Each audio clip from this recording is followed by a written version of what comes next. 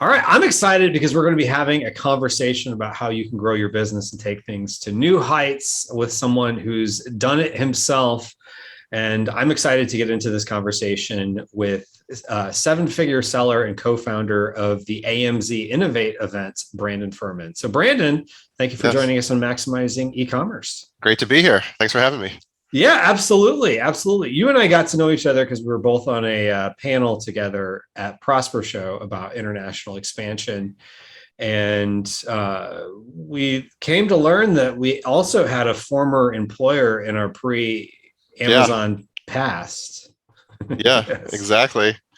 So you worked at Walt Disney World once upon a time, Yeah, for pun intended. 3 summers. Yeah. Oh, you did 3 summers. I Okay, did I didn't three realize. summers. Yeah, I was a grizzled veteran by the time I was done. Yeah. Okay, got it, got it. For those who aren't familiar, there's a what they call a college program. It's like an internship where you can come down for a semester or a summer. And so you did the summers. Yeah. And so tell us everybody what you did and kind of what that experience was like, because I'm sure just talking Yeah. about that, people are a little curious. Yeah. So, the first summer I was 18 when I was there, and I worked at Magic Kingdom, and I was Okay. a busboy, and I worked in the kitchen for the summer. Okay. What And just restaurant? Columbia Harbor House, which is like across from the Haunted Oh, Mansion. yes. Yep. And so yeah, it was an amazing time, and I made just like some of the best friends I ever could have. Really, I still Yeah. keep in touch with like almost all of them. I just saw one when I was in LA like a month and a half ago. Oh, nice. So like yeah, it was really an incredible experience, which is why I went back for the second time. And then I did merchandise all over Disney MGM Studios and kind of saw what was going on there. And then the third, I was kind of bouncing around, but it was an amazing experience and we had a lot of fun doing it for sure. Okay, got it, got Yeah. it. So you did merchandise, you did food and beverage, and so maybe Yeah. the merchandise experience led you to where you're at today. Yeah, it was interesting to see how they would cycle through different goods in different stores and where the placement was. And like I don't think I really Mhm. learned anything, but it was interesting. Oh, gotcha. It was just more just kind of unique. Yeah, exactly. Yeah, because a lot of the like where stuff gets placed on the shelf and what they sell is not even like it's not the managers of the store or the people in the store. It's like somebody somewhere else, if I Yeah, remember they would update correctly. it like overnight. Like, we'd come in the Mm. morning and like I'd open at 8 a.m. or whatever the time, 7 a.m., whatever it was, and like things would have been moved overnight while I was gone. Oh, gotcha. So you're like, oh yeah, it's over here on this shelf. Oh, sorry, it's over Yeah, here now. yeah, exactly. One day, it was actually a funny story. They went to do that, and I noticed everything had moved around, and there was like this stereo that was like 12 feet tall, and for whatever reason, it was on playing a single of "Quit Playing Games with My Heart" from was it Backstreet Boys, and I Uh-huh. couldn't turn it off, and it was just on like the entire day, just Just on that, a loop. just the one Quit song. playing Yeah, games with- and they must have like put it on like while they were moving the stuff around and not just left, and I couldn't turn it off. Oh, so just whoever was working must have Yeah, been really into the Backstreet yeah, Boys. exactly. They were Yes. very popular in Orlando in early Oh yeah. 2000s. And Yes. nothing's more popular than that. Yeah, Yeah, exactly. We're dating ourselves, and there was yeah, probably yeah, no like Spotify back then. yeah, exactly. Gotcha. But yeah, those were good times. And you and I actually must have worked in the same park at the same time because I was at the Disney MGM Studios, which is now Disney's Hollywood Studios. Yes. But good times, and not to be confused with Universal Studios, because sometimes people will Yes. be like, "Oh yeah, wasn't the Jaws ride there?" I'm like, "No, it's a different park." Yeah, So, exactly. All yeah, the time. Yeah. exactly. Well, cool. All right, so tell us a little bit about from the time you were at the Magic Kingdom and the studios over at Disney to fast forward. I Uh, know it wasn't overnight. You yeah. eventually got into Amazon world. So how did Yeah. you get into this space? So I don't know how to move quickly there. So so Go at whatever pace you'd like. yeah, so I'll move as fast as I can. So when I was in high school, I started developing websites, had websites Mm. up before there even was like an Amazon. I guess also dating me a lot. You know, and got to see Amazon like as it originally developed, like out of basically nothing. Mhm. Went to college, worked at, did the Disney thing. Tried to start my own e-commerce store selling oil paintings online, Oh well. which was very difficult to do. It's very difficult now, and in the mid 2000s, it's even harder because there just wasn't the infrastructure for that kind of thing yet. Hmm. And worked really hard doing that.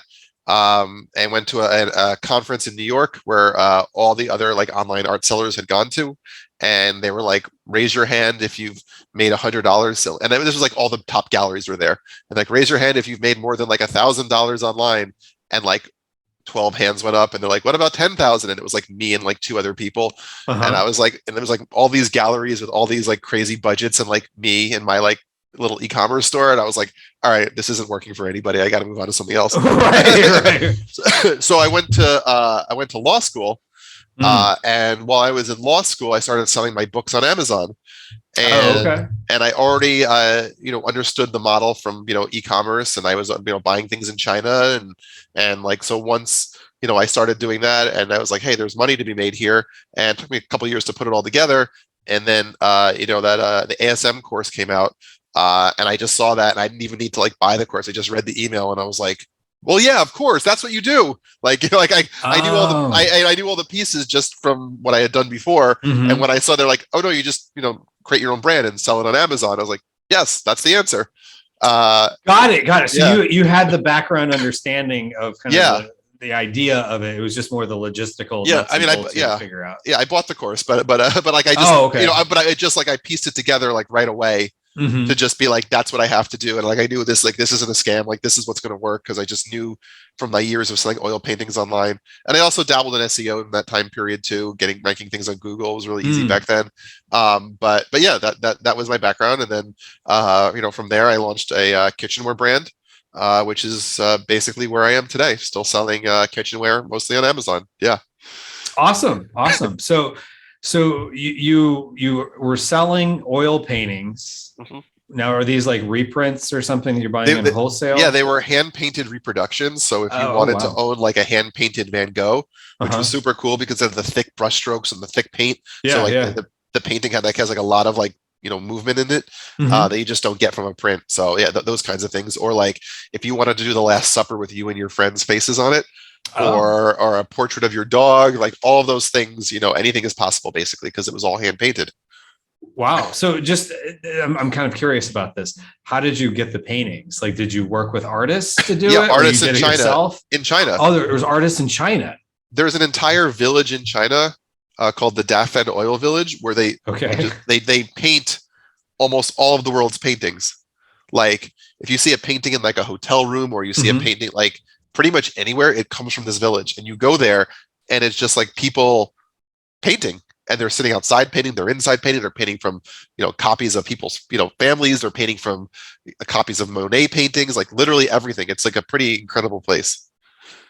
Wow. Okay. Yeah. So they're just making copies of paintings in this village in China. How did you find this? Was there like an Alibaba type site? No, I read an article in The Economist, and it was just like talking about this village, and I'm like, okay, that sounds great. I could do that. That was it. Oh, wow. Well, kudos to you, because back then it wasn't quite as much of like information, I would imagine. No, there was no like Alibaba or anything. So I just, I went with it from that. And, I did okay with it. It just never, there was a ceiling that was going to be hard to beat. Right. I'm sure it's a very niche market of people that are willing to buy, because I'm sure people like, it's not in stock. Like, they're making the painting, which probably takes time, and shipping it from China. Exactly. Yeah. And it would, and the markup was great. And yeah, everything was great about it. It just wasn't enough. So.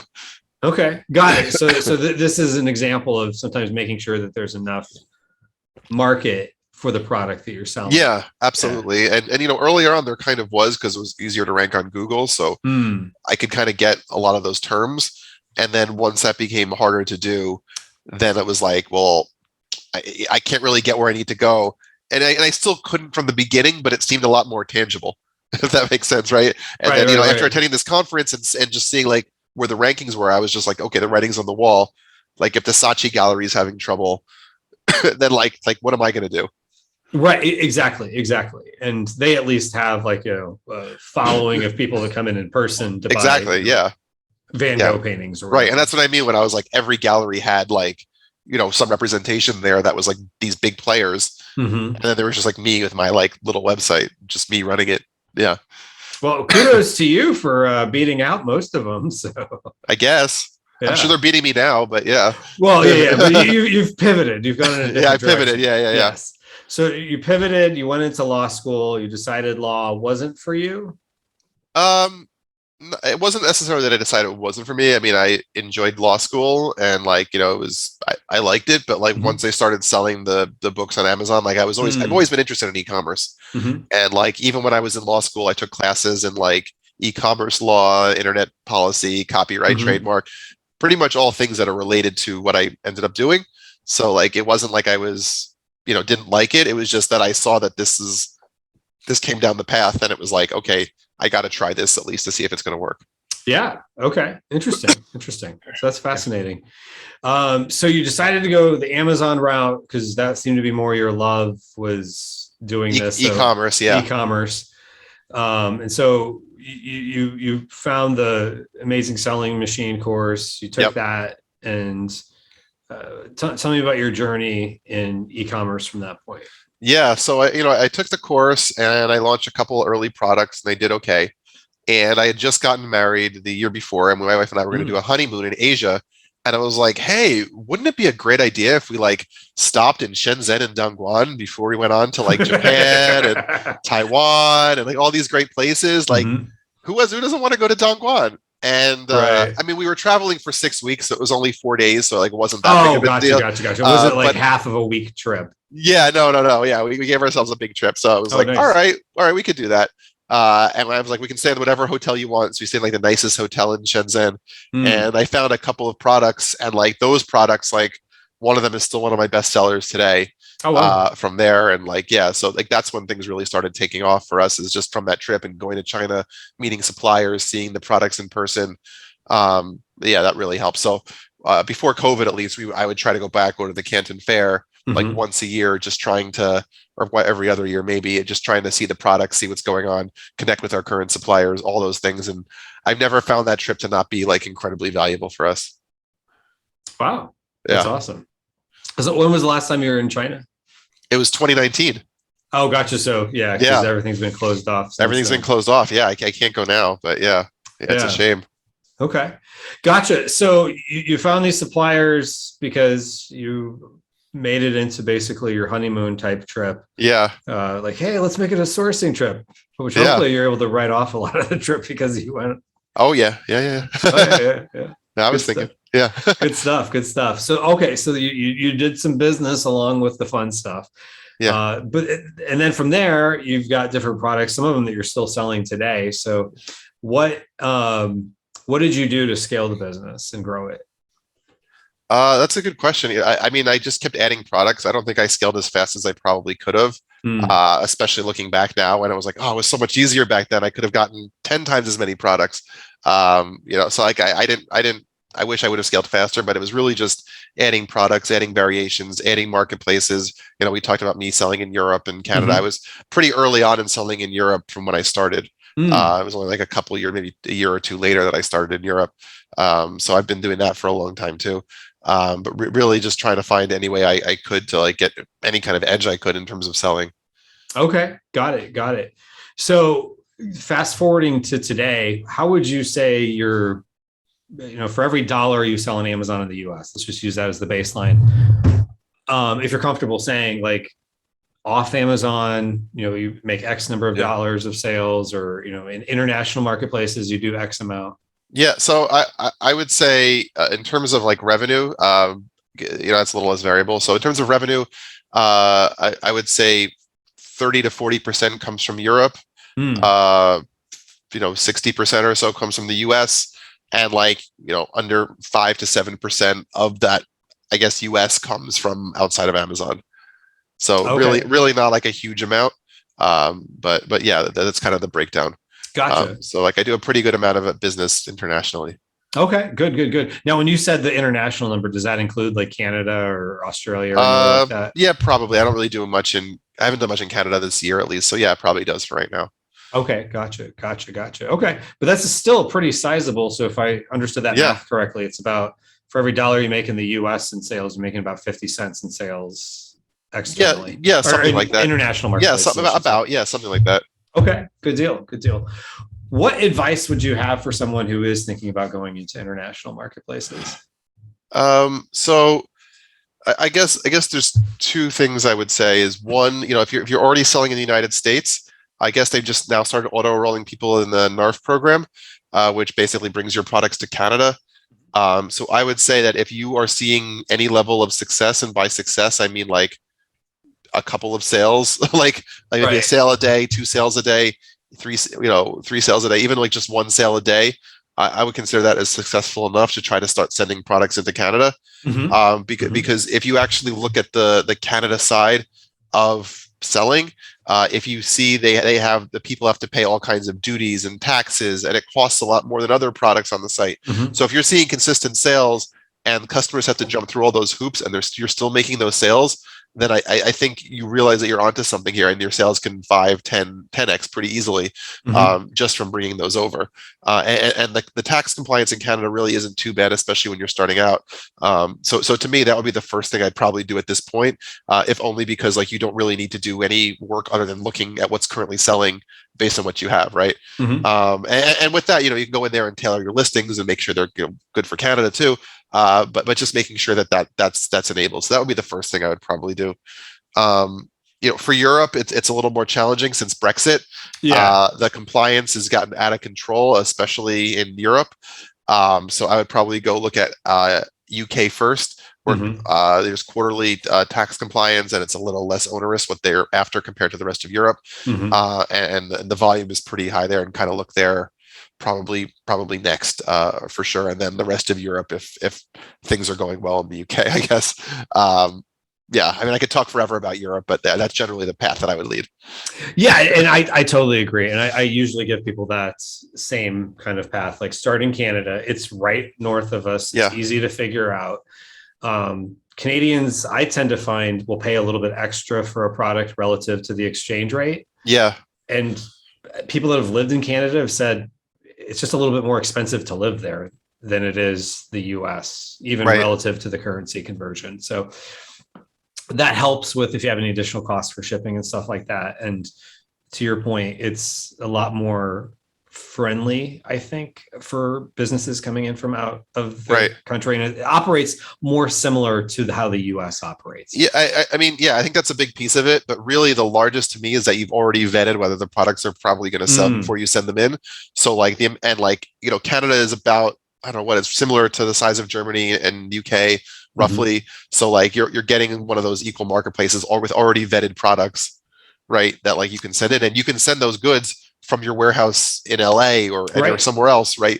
By pallet even. So Mhm. you don't have to send like an entire container or an entire shipment. You can just kind of send like a test envoy of goods and see what Mhm. happens, with very little effort on your part to make sure that's going to work. Yeah, you can send a pallet, you can send just a couple cases, you can Right, send whatever, exactly. just test it out and let the data tell you that, oh, I ran out quickly, so that's a good sign, or whatever Right, the case is. So exactly. Yeah. yeah, awesome, awesome. And then go into Europe and all that. And yeah, we could have a whole other topic about Europe and some of Yeah. the popping up of new requirements and things of that nature. Yeah. So yes, yes. So okay, so in addition to selling, you decided to co-found an event. Yes. Yeah. Tell me a little bit about that. So the How'd you get into that? yes, it's pretty interesting. It's kind of everything's kind of like as like a Forrest Gump style story about how I tell these. Okay. But yeah, so the conference is called AMZ Innovate, and Mhm. this year is going to be November 7th in Manhattan in New York. And the way it started was I lived in New York City when I was first starting my Amazon business, and I was just trying to learn all that I could. And I looked on Meetup.org or .com, I guess it's called now, and I noticed that there was an Amazon seller meetup happening in Manhattan in like a couple weeks. So I went to it, Mm. and I met Jared Orkin, who founded it. And at that time, no one was that interested in Amazon, and there was like four of us sitting around the table talking about Amazon. but it was Oh, still wow. great to just find other sellers locally to talk to connect with, to understand what they're doing, to really, selling, having your own business and selling and not having like a ton of employees, especially when you're first starting out, can be kind of lonely and you don't really have anyone to commiserate with. And so to me, building up my network became really important. But those meetups kind of grew and grew and grew from 4 people to 8 people to 12 people, to pretty soon, like we were like maxing out the happy hour bar that we were having it at, Oh, just nice. out of nowhere. And I started helping Jared run it. And at some point he just called me up and he was like, hey, we should put on a conference. And it was like, we neither of us had any experience running conferences, no experience running events. And we both had our businesses of our own, but it was like, okay. So we did that in 2018 and it was relatively successful and we learned a lot. And then we did it again in 2019 and it was even better. And we did it last November and I thought it was like the best event we've ever put on by far. It was just an incredible event. So like that's how it came out. I came out of, and everything that we've done is just aiming to be high level towards sellers in terms of just content that I want to see as a seller. Not a lot of like the same speakers who speak at a lot of events. Most of our speakers are sellers basically doing us a favor. Right. It's not just people trying to offer services or anything like that. Like really trying to just get to the crux of like the information that sellers really want. So that's the event, and it basically sprung out of that meetup. We still run the meetup, which is a free meetup in New York City. If anybody wants to come down, you can find what's called the like intermediate advanced meetup on Meetup, and I think the next one's probably going to be sometime in July. But we still run that as well, and that's also grown. And that's just a resource for anyone to come to learn, also free, not looking to make money off of that, just trying to help guide people in the right direction who are looking for knowledge and content. Okay, interesting. So you've got this intermediate to advanced meetup for sellers in New York, and I know there's a big seller community in the New York area, and you decided you wanted to kind of start from basically a 4-top, a table of 4 people, to kind of a little bit bigger of a meetup, and then to do a conference. And so that's a big jump. Like the people don't realize that's a lot of work. I mean, a meetup is a lot of work. The meetup really grew though, because it just became so popular that just before COVID, we were getting 100 to 150 people coming out just for the meetup. Oh, wow. And with COVID, we took a year and a half off, but so we're kind of building it back up again. But that's, we were getting that many people. We had a couple thousand people on our list who were interested in attending. So the meetup became a thing of its own. And like the conference for us was a way for us to bring in speakers and sponsors and put on an event for the New York community that like you couldn't really do through a meetup. You needed to have like a conference to bring these kinds of people in. So it was always about building the community and building the seller community here in New York. Okay, interesting. So you were looking to build the community and said the next logical step is to do a conference. Yeah, a conference. Where do you do the conference? So the last 2 years have been in Midtown. There was a place called Convene. And the next one's going to be in downtown because we outgrew that space. So it's going to be the financial district. It's a beautiful venue. It's going to be really incredible. I'm really excited for it. Okay. Yeah. So are you on the hook for like a hotel contract for this, or is it more like that you rent this space and then you just say, here's hotels to look into? Yeah, we are working with the hotels right now. We don't have that finalized yet, but yeah, there's going to be some level of like hotel discount for sure that we'll be able to offer it at some point. Yeah. Okay. Cool. Yeah, this is. Yeah, I nerd out on this kind of stuff because my last job at our former employer was as a banquet manager at Disney, and I went to a hotel down the street, a large convention center, and worked there in the event world. And I've planned in-person events and a lot of virtual events in this space. And so I just know how much work goes into it. Yeah, people don't realize, like, it just sounds cool. Like I get approached by people all the time. It's like, hey, I was thinking about doing a conference. What's involved with that? And I'm like, I don't want to burst their dreams, but like, how did you guys say, let's actually pull the trigger? Or was it you just didn't know, and we didn't know? Maybe you wouldn't have done it if you know what you do. Yeah, now. we would have done. I love doing it. It's fun. It's like a side hobby almost. Like, but like, yeah, we didn't know what we were getting into at all. Like, yeah. Okay, gotcha. But a lot of it over time has gotten easier. We have it in a similar place with just, we know that we have a lot of connections with like sponsors at this point. So in a lot of ways, some of it becomes easier to run, but it's by no means easy. Yeah.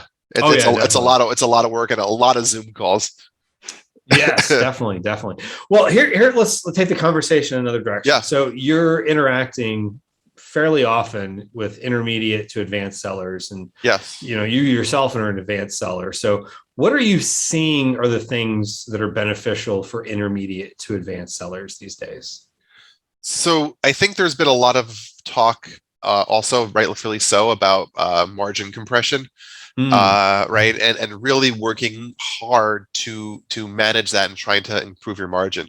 So by that, there's so many ways you can go about that. That's like a conversation in and of itself. But for example, one, working on taking your packaging size and making sure that it fits within Amazon's requirements. They removed an entire size tier in the latest update. And one of my products went from like $377 to $540 in fees, just basically overnight. Right. And it's hard to get that back. It's hard to convince people to pay that extra money for your products that you have to charge to make the similar amount back, especially when they're low cost items. So one is just working with your size tiers, trying to figure out if there's a way you can fit your product into a smaller package, make it smaller, make it lighter, anything you can do to bring that down.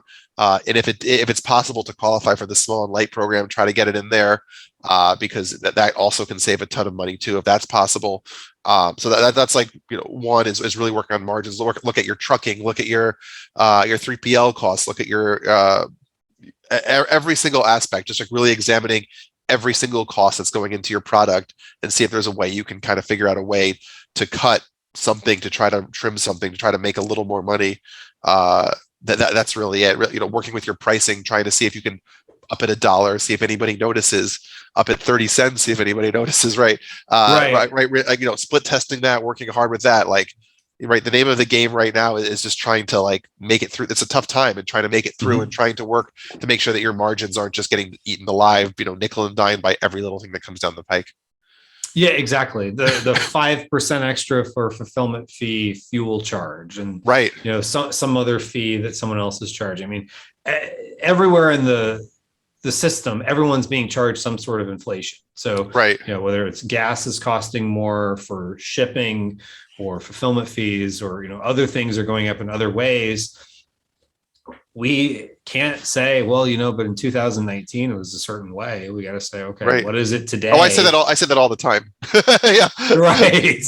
Yeah. We wish it could go back to the way it was. No, because I say, when I look at some of my profit margins and I'm like, we charged $16.99 for this in 2016 and we were making 35% profit margin, and now we're charging $22.99 and we're making like 18% profit margin, and we're trying to claw that back. Like, it's hard, right? Like it's hard. Like, so yeah, just really working on that. And I've been trying to look at it as a way of saying like, okay, you have that 5% increase, but it's not really a 5% increase. It's like a 10% reduction in profit margin or in profit, right? Like, that's an interesting way to look at it. Looking at it that way, right? Because it's like, it doesn't sound so much when it's coming off the top line, but when it's coming out of your pocket, it's like, oh, that is a lot. That's a lot to lose. Like 10% of profit on every item I sell for this fuel surcharge or whatever, like whatever that number is for product. Yeah.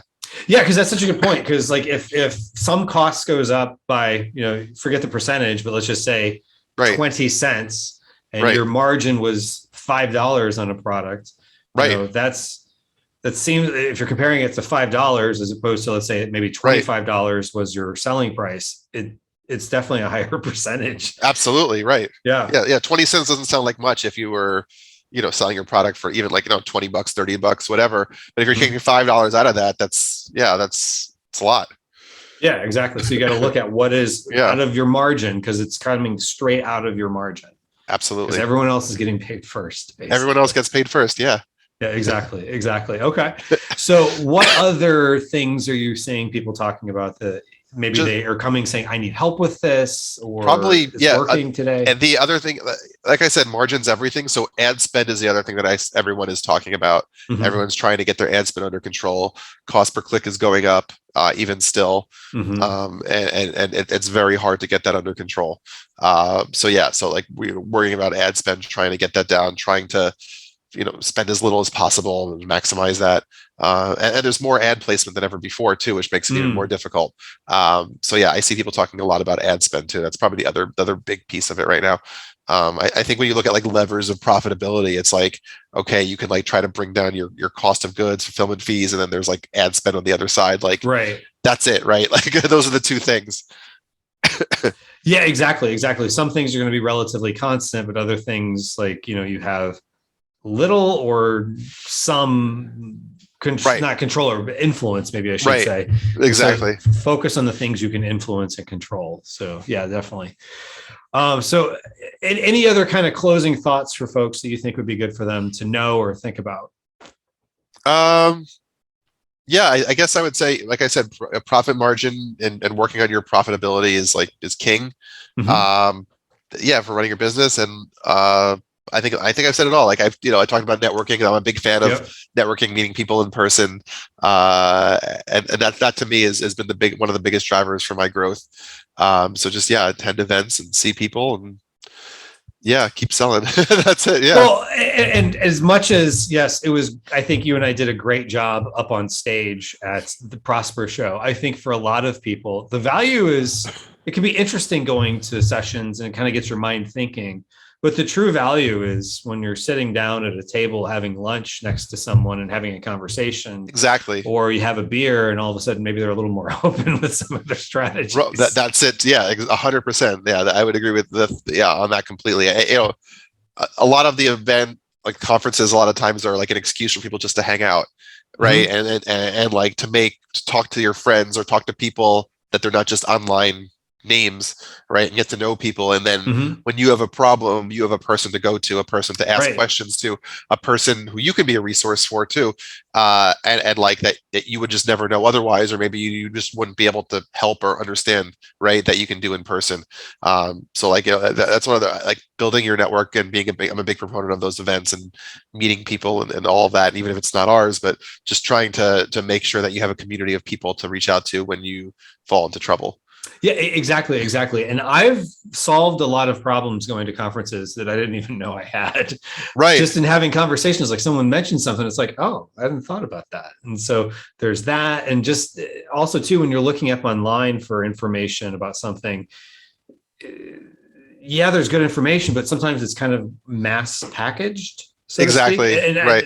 As someone who has a YouTube channel and a podcast, you can't tailor the conversation you're having for everyone in every situation. So, if you're having a conversation with someone, you can ask the back and forth and the follow-up questions. Yeah. Whether it be a speaker or, just another attendee that maybe they understand something you need help with. So that's, I think, a huge value in attending. It's incredible. I mean, like I had a conversation with someone that I don't think I talked to him for more than like 5 minutes. And it was more like, hey, where are you walking to? Oh, okay, I'm staying at the Delano too. I'll walk with you. It was like, 5 minutes from the show to the thing. And I like got like a nugget out of that. And I'm like, kind of changed so much of the way I've thought about things. Oh, wow. In terms of like some of the automation I'm trying to do with my business. But it was like that, like one little nugget was like amazing. Right. And it was just me walking with another person who I kind of knew.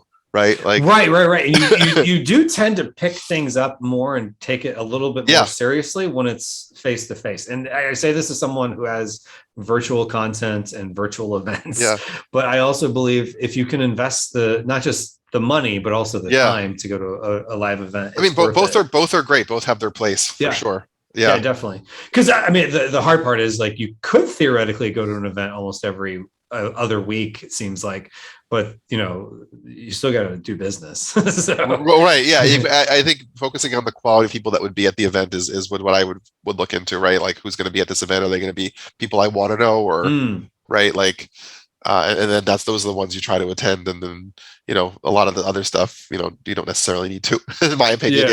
Yeah. Interesting. Well, good stuff. Yeah. All right. So for folks that wanted to learn more about your Meetup group or AMZ Innovate, where would you like them to go? You can go to amzinnovate.co.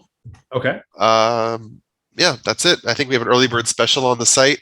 I don't think we've officially announced it, but you're hearing it here first or second. All right. Hot off the press. I think we're announcing it officially next week. Yeah. So, Okay, gotcha. So depending on when this comes out, when people listen to it, yeah. Oh, that's true. there Yeah. may or may not be an early bird special. So Yes. if you can take advantage of it, take advantage of it while you can. So Yeah. yeah, because I just hosted a virtual summit and people were telling me like, when you said the price was going to go up, I thought you were just saying that as a marketing ploy. I'm like, no, I was 100% serious. Right. So take advantage of the early bird special if you want to attend AMZ Innovate. So Yes, definitely absolutely. for folks in the New York area or on the East Coast, or just want to travel into that area. You said, what were the dates again? You said It was November 7th. November 7th. Okay, Yes, got it. and there's a happy hour the night before, a VIP dinner. Yeah, it's a great time, and if you're looking for an excuse to come to New York City, this is as good as any. Well, there you go. And maybe see some Broadway shows. And then I think the marathon is actually on the day before. Oh, interesting. Yeah. So they can either run the marathon or cheer people on. Cheer people on. Yeah, exactly. There you go. Awesome. Well, thanks so much, Brandon. All right. Thank you.